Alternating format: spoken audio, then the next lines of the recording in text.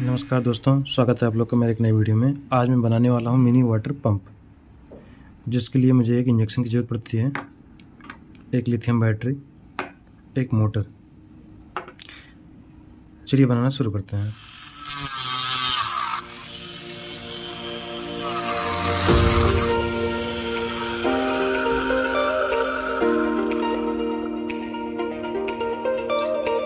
मेरा angle grinder है, इसको मैंने खुद से बनाया है। उसका वीडियो मेरे यूट्यूब चैनल पड़ा है, जिस भाई को जाके देखना है वो देख सकता है।